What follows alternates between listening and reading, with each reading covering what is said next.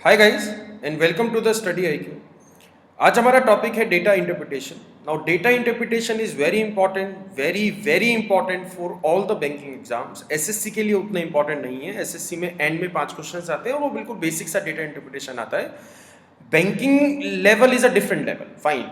मतलब level in the sense जो SSC में डेटा इंटरप्रिटेशन आता है वो कैलकुलेटिव आता है, मतलब कैलकुलेशन पे ज़्यादा क्वेश्चंस आते हैं। बट जो बैंकिंग में डेटा इंटरप्रिटेशन आता है वो बच्चों का मिथ रहता है कि कैलकुलेशन बेस्ड आएगा, बट वो कैलकुलेशन बेस्ड एक भी क्वेश्चन उस वाले सेट में नहीं आएगा जो बैंकिंग लेवल का पेपर होगा।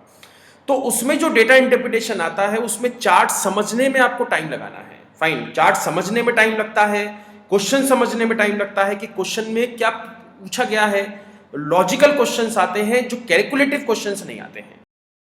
इसी क्लास से मैं एक सीरीज लॉन्च कर रहा हूँ, डेटा इंटरप्रिटेशन सीरीज, यानी कि सेट 1, फिर 2-3 दिन में आएगा सेट 2, फिर 2-3 दिन में आएगा सेट 3।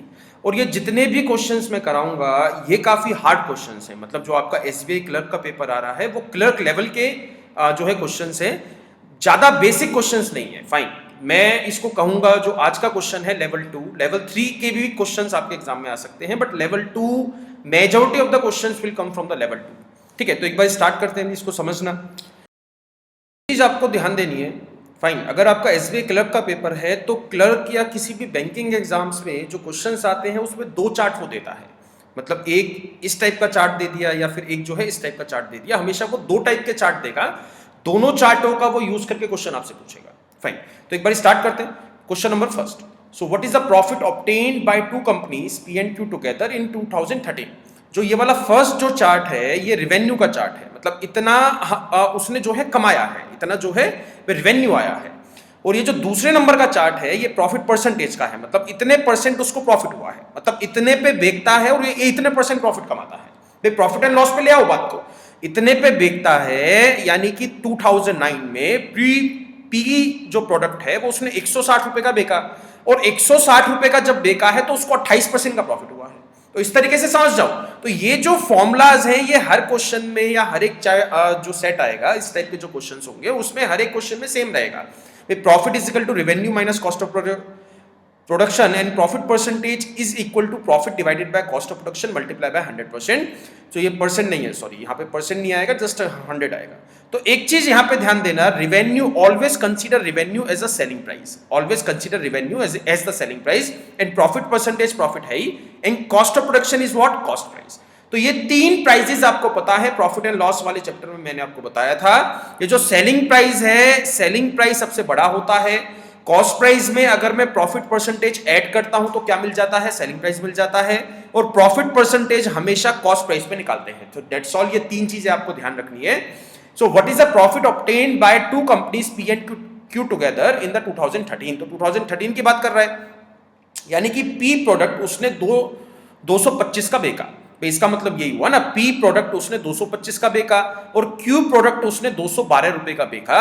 अब प्रॉफिट परसेंटेज में फर्क है, यहां पे जो है 12.5% कमाया है, पी पे 12.5% कमाया है और क्यू पे उसने 6% कमाया है।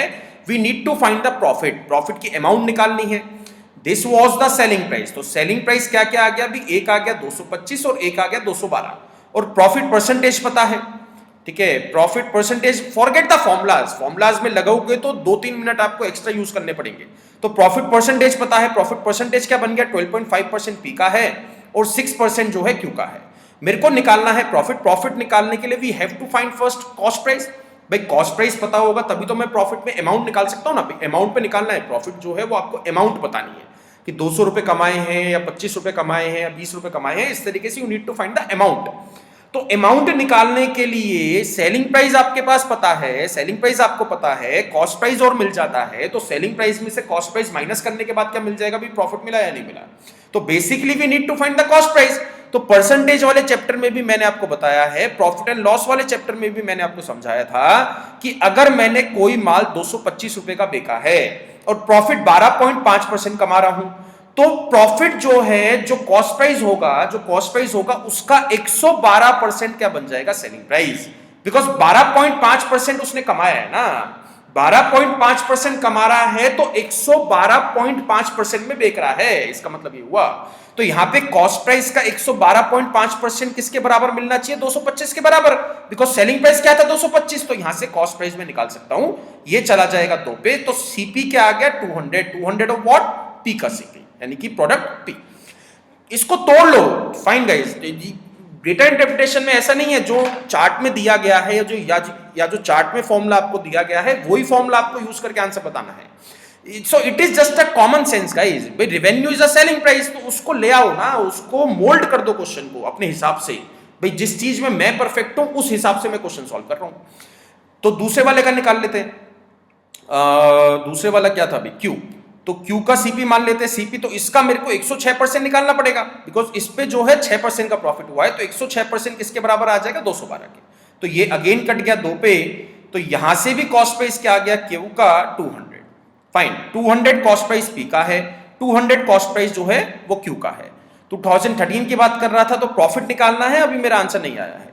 फाइन, तो 200 रुपए का माल, 200 रुपए का माल उसने 225 में बेचा, तो 25 रुपए तो भैया P ने कमाए हैं, ठीक है। और 200 रुपए का माल 212 में बेचा है, तो 12 रुपए उसने अलग से कमाए हैं, तो आंसर क्या हो गया? 37 रुपीज का प्रॉफिट हुआ है इन टोटल, दोनों को मिलाने के बाद। फाइन गाइस, तो अभी जो मैं आपसे चाहता हूं, don't just cram the questions, ठीक है। क्वेश्चंस आपको क्रैम नहीं करने हैं, ये चार्ट समझना है। बिलीव मी, जो बैंक के एग्जाम्स होंगे उसमें ये चार्ट इंपॉर्टेंट है। ये चार्ट एक बार समझ में आ गया कि कौन सा डेटा मेरे को किस तरीके से पेश करा गया है, ये चीज एक बार समझ में आ गई तो कैसा भी क्वेश्चन आप सॉल्व कर सकते हो। फाइन गाइस, तो let's start with the second question. एक बार सेकंड क्वेश्चन देखते हैं। In 2010 what was the ratio of the profit of the company, ठीक है, ratio of the profit, again you need to find the profit of the company P to the profit of the company Q।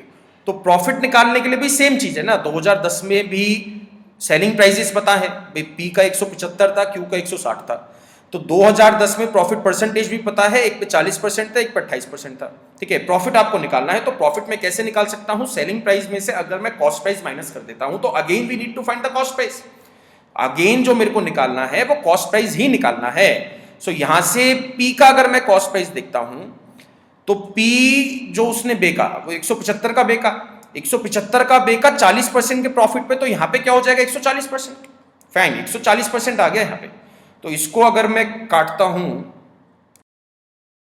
तो यहां से जो cost price मिला आपको, यहां से कॉस्ट प्राइस आ गया 125। फाइन, तो इसी तरीके से निकाल लेंगे Q का। तो Q का कॉस्ट प्राइस निकालना है, तो Q का मेरे को 128% करना है।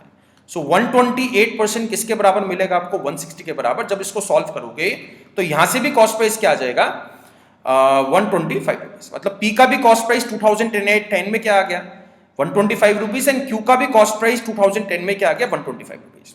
तो यहां पे 125 रुपीज का स्टॉक उसने आर्टिकल 125 रुपीज का आर्टिकल 175 में सेल करा है, तो उसकी प्रॉफिट क्या आ गया? अभी 50 रुपीज। P का पहले पूछा है तो P का ऊपर रखेंगे, फिर यहां पे भी Q का भी जो था 125 रुपीज का 160 में सेल करा है, तो यहां पे उसको प्रॉफिट हुआ है 35 रुपीज। तो 5 से काट दोगे 10 पे और 5 से काट दोगे 7 पे, तो 10:7 इज द राइट आंसर। मतलब यहां पे एक चीज मैं कहूंगा, ठीक है, बच्चों के दिमाग में एक मिथ रहता है कि कैलकुलेशन समझ में आ गई, अगर मैंने कैलकुलेशन अपनी स्ट्रॉन्ग कर ली तो डेटा इंटरप्रिटेशन में जल्दी से कर सकता हूं। भाई दिस इज रॉन्ग, ठीक है, दिस इज रॉन्ग। ये जो है मतलब दिस इज नॉट ट्रू। आपको एक बार क्वेश्चन समझ में आ गया कि क्वेश्चन में क्या पूछा गया है, तो आप मतलब उस चीज को जल्दी से सॉल्व कर पाओगे। कैलकुलेशन भले ही आपकी जो है उतनी स्ट्रांग नहीं है, बट एक बार क्वेश्चन आपसे अरे आपने समझ लिया कि क्वेश्चन में क्या करना है, किस रास्ते पे चल के मेरे को आंसर निकालना है, तो आप जल्दी से सॉल्व कर सकते हो। बैंक एग्जाम्स में कैलकुलेटिव पार्ट नहीं आएगा, कैलकुलेशन आपकी जज नहीं करी जाती है। जो डेटा इंटरप्रिटेशन होता है, कैलकुलेशन एसएससी एग्जाम में डेटा इंटरप्रिटेशन में जज करी जाती है। तो इस मिथ से बाहर निकलो, प्रैक्टिस करो, बहुत ज्यादा से ज्यादा प्रैक्टिस करो। मैं क्लर्क एग्जाम्स तक मेरा टारगेट है कम से कम 20 सेट्स कराने का, तो उनको भी अगर आप कर जाओगे अच्छे से, तो आपके एग्जाम डेटा इंटरप्रिटेशन में करीब करीब आप 70 to 80% मार्क्स अरे स्कोर कर सकते हो। एक बार थर्ड क्वेश्चन और मैं कराता हूं।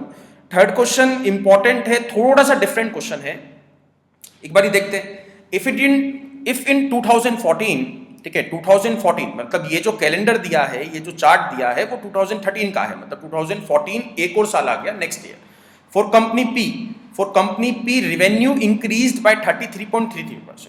मतलब ये कंपनी पी था 2013 में 225 रुपए कमाए थे, 225 रुपए का रेवेन्यू हुआ था, तो 225 रुपए पे 33.33%, तो 33.33% क्या हो गया अभी 1/3, तो 225 का 1/3 निकालोगे तो क्या आ जाएगा 75, तो 75 रुपीज ज्यादा कमाए हैं, मतलब 300 रुपीज उसकी पॉकेट में आए हैं। And cost of production remain same, तो cost of production remain same, मतलब 2013 में जितना कॉस्ट प्राइस था उतना ही कॉस्ट प्राइस 2014 में भी है।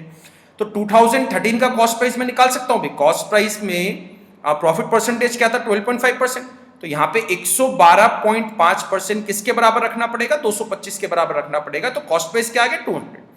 मतलब जितना खर्चा पहले था उतना ही खर्चा अब भी है।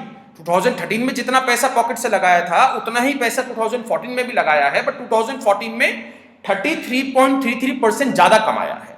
फाइन, तो यहां पे 300 रुपए आए हैं 200 रुपए लगाने के बाद, then what would be the profit percentage for the company P in 2014? भाई 75 रुपए कमा रहा है, सॉरी 100 रुपीज कमा रहा है, 100 रुपीज कमा रहा है पॉकेट से 200 रुपीज लगाने के बाद, तो नीचे क्या आ जाएगा 200 मल्टीप्लाई बाय 100। इसके थ्रू भी जाओगे भाई, गाइस बात वही है भाई, बेसिक रूल तो वही है ना। प्रॉफिट कैसे निकालते हैं भाई, वो तो हर चीज में सेम रहेगा, चाहे फॉर्मूले में ले लो चाहे जनरल सोच लो, भाई चीज तो वही रहेगी ना। How to find the profit, तो प्रॉफिट तो इसी तरीके से निकाला जाएगा भाई। प्रॉफिट में मैंने रखा ऊपर कॉस्ट ऑफ प्रोडक्शन क्या था 200 आ गया यहाँ पे, तो आंसर क्या हो गया 50% is the right answer. Fine, तो 50% is the right answer. I hope guys ये मतलब आपने जो इस वाली क्लास से जो सीखा है, मेरा थॉट प्रोसेस सीखा है कि मेरे सामने क्वेश्चन आता है तो मैं किस तरीके से सोच रहा हूं, मतलब क्वेश्चन को किस तरीके से सोच के सॉल्व कर रहा हूं, एक वही चीज है जो मेरे से आपको लेनी है। बाकी कैलकुलेशन तो गाइज मतलब चलता रहता है, ऊपर नीचे किसी क्वेश्चन में हो सकता है कि 2 सेकंड फालतू लग जाए, तो don't think about the 2 second, ठीक है। थिंक अबाउट कि आपको क्वेश्चन का आंसर निकालना है। सबसे पहले आपको मतलब क्वेश्चन का आंसर निकालना सीखना है, उसके बाद टाइम करना जो है, टाइम कम करना सीखना है। फाइन गाइज, ओके, तो सेट 1 आपका कंप्लीट हुआ। Just wait for 2 to 3 days for set 2। Okay guys, thank you.